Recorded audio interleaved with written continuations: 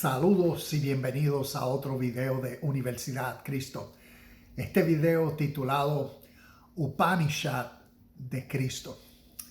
Y Upanishad son literatura de origen espiritual que provienen del Oriente y fueron compuestas por historias, por cuentos, por parábolas, por anécdotas. Y entonces los Upanishad, como vemos en la imagen, viene a ser una palabra que significa upa, acércate, ni, siéntate. Shad viene a ser escucha. Es como decir, el maestro que le dice al discípulo, acércate, siéntate y escucha. Y a través de enseñanzas espirituales, a través de historias, de cuentos, de parábolas, se les revela la esencia del contenido espiritual que las historias y cuentos contienen. Y por ende me motivó a hacer este video titulado Upanishad de Cristo. Porque a través de los evangelios vienen a ser nuestro Upanishad. Pero se requiere ese maestro que tenga el entendimiento del espíritu y lo espiritual. La mayoría de nosotros hemos sido formalizados, crecidos en nuestra fe, nuestra religión, nuestra tradición. Y usualmente todas estas escrituras las interpretamos, las creemos, se nos ha enseñado con una óptica, con una mentalidad a interpretarlas literalmente. Y por ende, todas las historias, ¿ves? Cuando se vio una paloma que descendió del cielo, se escuchó la voz de Dios que dijo, este es mi hijo amado. O cuando Saulo, ¿por qué me persigues? En Hechos capítulo 9, y quedó ciego. Y así sucesivamente vemos a Jesús caminando sobre la tempestad, caminando sobre el mar. Y tendemos a todas estas historias interpretarlas milagrosamente y literalmente.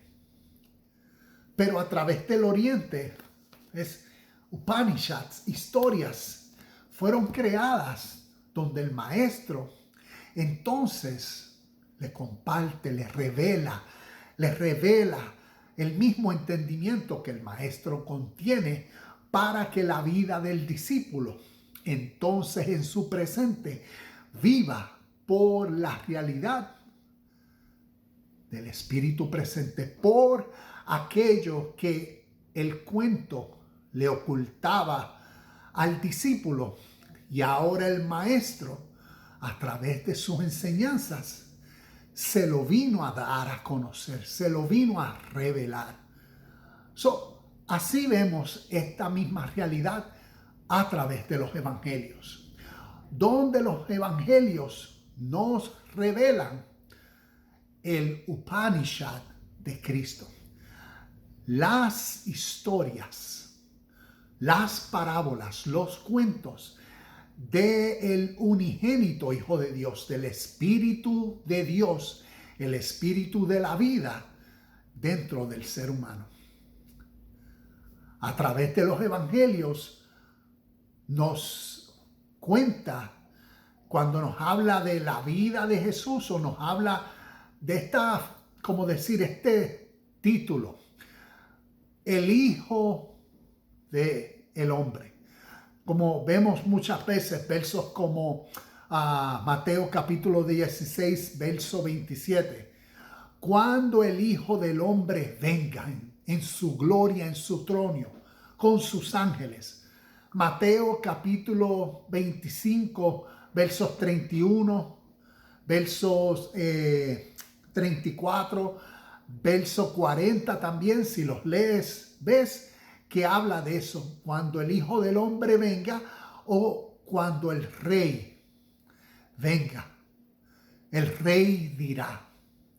Entonces, usualmente, basado a nuestra tradición, tendemos a interpretar, bueno, todo eso se refiere a Jesús, a la vida de Jesús.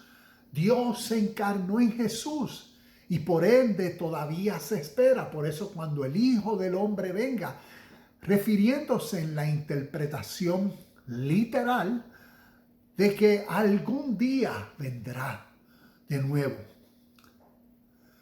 Y no estamos entendiendo el lenguaje figurativo que estas escrituras nos enseñan. Y espero que en este video podamos mirar algunos versos y podamos ir creciendo en esta realidad.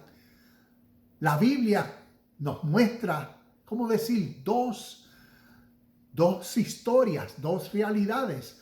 Una, la historicidad, la vida del ser humano en la historia, Jesús. Pero también en la vida de él. Es lo que yo llamo las escrituras, los evangelios unifican la realidad del ser humano Jesús y el Espíritu de Dios dentro del ser humano.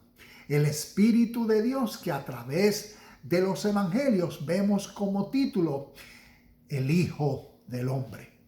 Y por eso cuando el Hijo del Hombre venga, cuando el Espíritu de Dios se forme dentro del hombre, cuando el Espíritu de Dios, el unigénito Hijo de Dios, sea dentro del hombre, el hombre lo reconozca, al hombre se le revele esta realidad presencial dentro de él.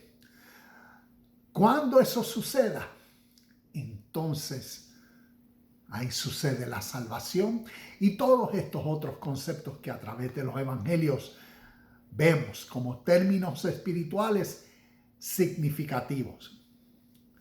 Volviendo a la vida de Jesús, nos presenta los evangelios la realidad de un ser humano de la historia y cómo ese ser humano vino a ser un ser humano sobrenatural, no que fue un Dios que se humanizó, sino fue el ser humano que aprendió la metodología espiritual, conceptos y prácticas espirituales para desarrollar dentro de su mente y corazón una conciencia de Dios por la cual vivir. Y por ende, así históricamente fue el ser humano que cuando vino a los suyos con palabras, les vino a dar a conocer ese mismo espíritu para que el Espíritu de Dios también fuese formado en ellos, que ellos habían nacido, que habían sido formalizados a su tradición judeo-hebrea y por ende basado en sus historias, como hemos hablado en otros videos, basado en su humanidad, vida egocéntrica. Buscaban reino físico, estaban en pleito con los romanos y más aún vivían vidas muertas al espíritu de la vida eterna, a la justicia, al bien, a la hermandad. Y ahí era donde vino la salvación. La salvación estaba no en un ser humano que vino a morir por los pecados de todos, sino el ser humano que murió en sí mismo y resucitó dentro de sí mismo en este poder y gloria, en este espíritu que presente es, y por eso vino a concientizar a los suyos de esa misma realidad para que cada uno de ellos resucitara a esa misma vida, a la vida del reino del Padre, el reino de Dios, de justicia, de paz, de hermandad, de no violencia, de verdad, de sinceridad, pureza, que era una realidad presente y como claro vemos a través de los evangelios, necesitaban de descubrirla. El reino de los cielos es como un tesoro escondido, como una perla escondida. ¿Ves? Había que encontrarla, reconocerla. Y por eso los Upanishad o el Upanishad o Upanishad de Cristo, la enseñanza del Espíritu presente. Y te doy ejemplos de esto, como había hablado Mateo 16, 27, pero vámonos a versos más significativos, como Juan 3, 16, que dice, voy a leerlo aquí, Juan 3, 16 dice, pues Dios amó tanto al mundo que dio a su único Hijo, para que todo el que crea en Él no se pierda, sino que tenga vida eterna. Vemos esta realidad. Dios, como espíritu, dio a su Hijo. ¿Ves? No a Jesús, su Hijo es su mismo espíritu, que a través de las Escrituras viene a ser el Espíritu Santo, el Espíritu de verdad, el Espíritu de Dios.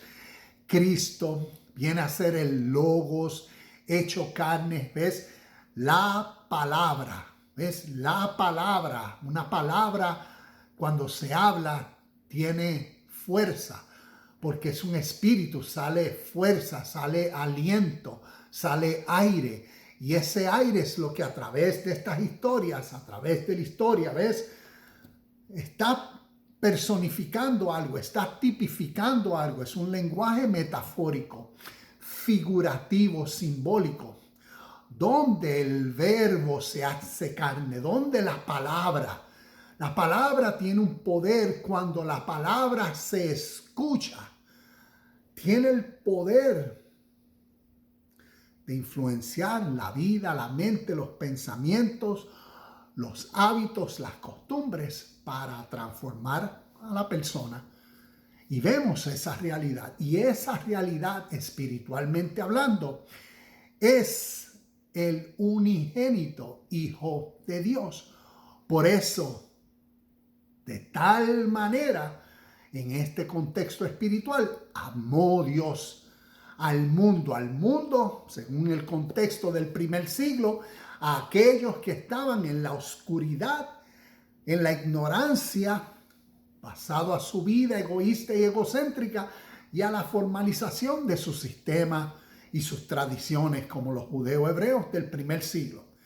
Y por eso la luz vino a resplandecer en las tinieblas. Y por eso los otros versos que vemos, como dice el verso 18, bueno, voy a continuar el verso 17. Dios no envió a su Hijo al mundo para condenar al mundo, sino para salvar al mundo por medio de su Hijo, del Espíritu dentro del ser humano que los salva, los vivifica de esa muerta manera de vivir o de esa oscuridad, ignorancia del espíritu de la vida. Y por eso no hay condenación para todo el que cree en Él, pero todo el que no cree en Él ya ha sido condenado por no haber creído en el único Hijo de Dios. ¿Ves? So vemos estas realidades espirituales. A través de los evangelios nos está revelando la presencia de Cristo, la presencia de este Espíritu para que sea formado dentro del hombre. Y vemos las historias, la vida de Pedro y cómo Cristo vino en un proceso de todas sus experiencias que realmente estaba sucediendo. Cuando miramos la vida de Pedro en una forma panorámica, vemos cómo Cristo se estaba formalizando en él. Vemos la realidad de Pablo a través del lenguaje figurativo en Hechos capítulo 9. Saulo, ¿por qué me persigues? Y una luz, y los dejó ciegos, y todo este lenguaje simbólico. Y vemos la vida de él como de ser un perseguidor. Vino a ser la persona que su mente fue reformada y transformada al nivel que él dejó atrás sus costumbres, sus tradiciones judeo-hebreas, sus halakás, sus leyes, dejó su fariseísmo, sus tradiciones, dejó todo su orgullo por el fin de la revelación, de la iluminación, del entendimiento de Cristo, el unigénito Hijo de Dios o el Hijo de Dios dentro del hombre, el espíritu que necesita y siempre a través de la historia nos revela esa realidad. Bhagavad Gita, el canto del Señor del Oriente, el Espíritu de Dios, en este caso Krishna, siendo formado en Arjuna, que lo desconocía.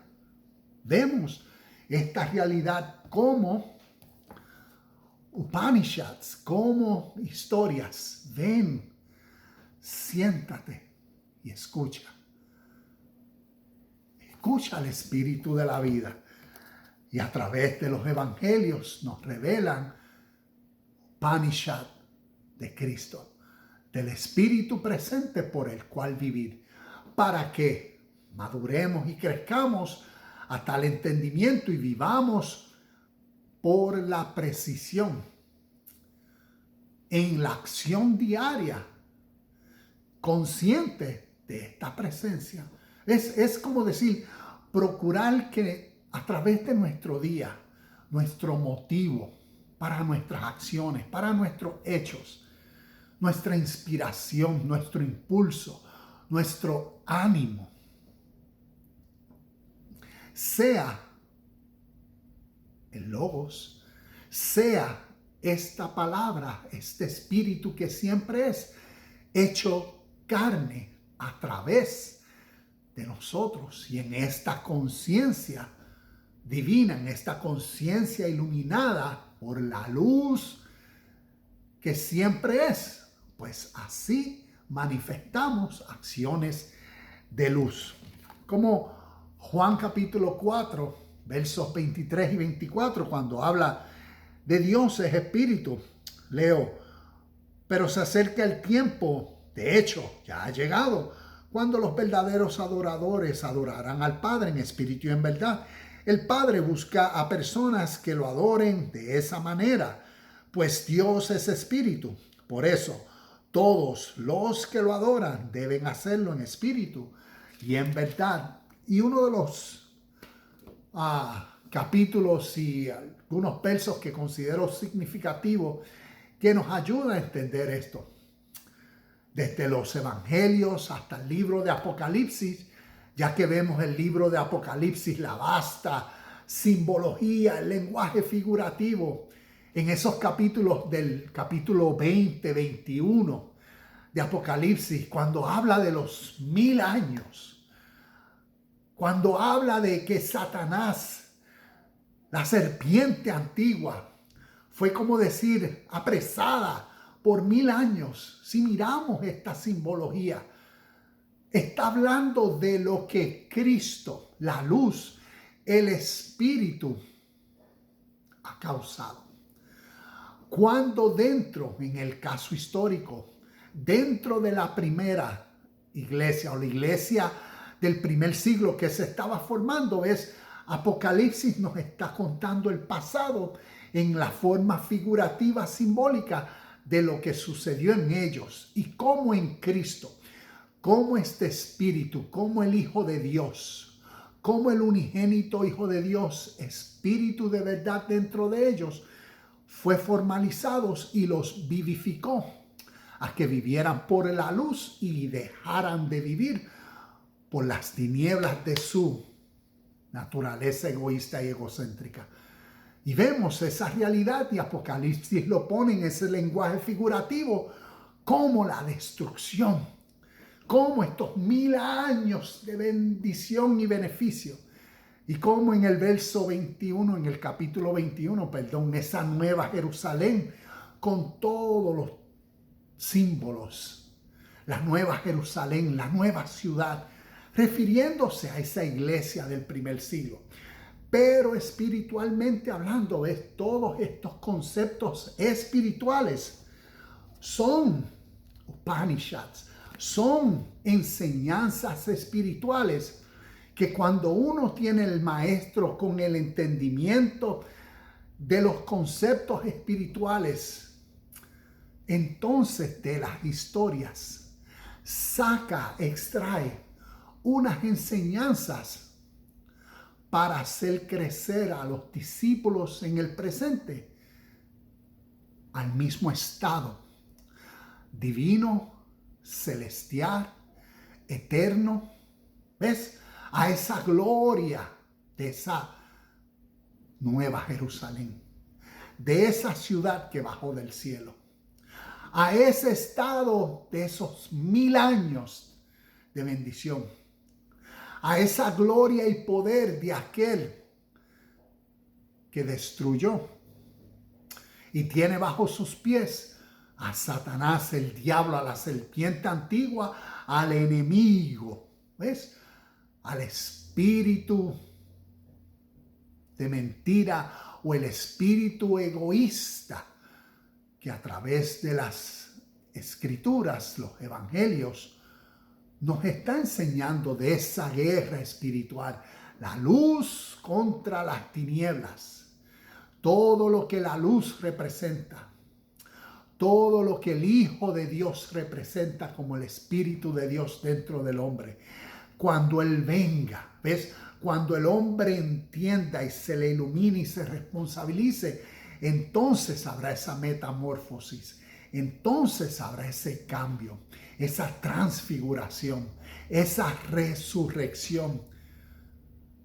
Y eso es lo que vemos a través de las historias de los evangelios y el Nuevo Testamento. Y entonces, volviendo acá a Juan capítulo 5, versos del 16 al 30, uno de los versos, el verso 17, cuando dice, mi Padre siempre trabaja y yo también. Y como vuelvo y les digo, a través de los evangelios, miremos la realidad de la vida del ser humano Jesús, pero como en estos evangelios, es como decir, nos pone esta realidad, y yo he usado esta imagen anteriormente, es como decir, aquí Arjuna en esta historia y Krishna representa al Espíritu de Dios. Miremos cómo entonces en los evangelios nos representa o nos enseña la realidad de Jesús, el ser humano vivificado por el Espíritu de Dios. Y cuando entonces los evangelios hablan, es como si estuviese hablando unificado. ¿Ves? Un espíritu, una realidad. Pero en realidad se está asentando o se está dando énfasis al espíritu dentro del ser humano. Por ende, seamos conscientes de cuando vemos en el verso 17, de Juan capítulo 5, verso 17, mi Padre siempre trabaja y yo también. Es como si estuviésemos, ¿ves? Entendiendo que quien está hablando aquí es el mismo Espíritu. Que dice, ¿ves? La presencia de mi Padre, la presencia de la verdad, de la luz, como un Upanishad, como un cuento espiritual que revela una esencia para que el ser humano le entienda en su naturaleza y su presente y pase de lo que el cuento contiene a la realidad que entonces es práctica, es para vivir. Y entonces pasa de esa ignorancia al entendimiento por la revelación de que entonces mi Padre se refiere a esta ley presente, al Espíritu de Dios, a la ley de la justicia y del bien, que entonces responsabiliza y demanda que el ser humano esté sobrio, esté consciente, ¿ves? Se enfoque, procure dar a la marca, vivir en tal unión y vivir en tal luz, porque sabe que esta luz es siempre presente. Y entonces es aquel que vive en ese estado celestial, divino, glorioso. ¿Ves? Ha sido como los versos que vemos, empoderado bendecido con toda bendición, y todas estas características que describen aquel bendito por el Espíritu de Dios dentro de sí mismo, por tal iluminación y revelación. Y entonces es ese que reconoce que su Padre siempre trabaja y vive así. Entonces te invito a leer estos versos de Juan capítulo 5, versos 16 al 30. Voy a leer algunos más, como el verso 21, cuando dice: pues así como el Padre da vida a los que resucita de los muertos, también el Hijo da vida a quien Él quiere. ¿Ves? El Padre y el Hijo, una misma esencia. Y así vemos a través de los evangelios. No el Padre y el Hijo Jesús, y Jesús allá algún día que venga a salvarlo. No, es el Upanishad de Cristo. Nos está revelando una realidad presente para que se nos abra el entendimiento y la reconozcamos.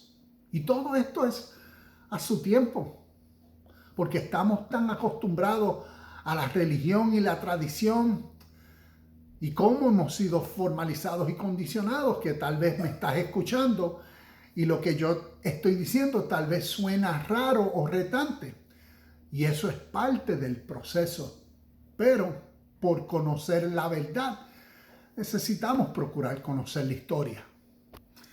Y al conocer la historia, yo considero que conocemos la verdad de la historia, la verdad de Upanishad, la verdad de historias de origen espiritual inspiradas por Dios, que desde el oriente por miles de años se han originado en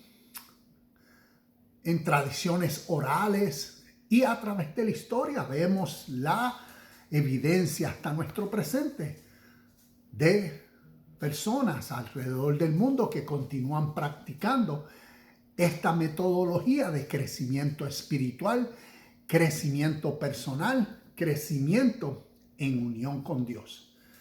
Tengamos en la historia, yo digo, en esto pues me asimilo a la vida de Jesús histórica.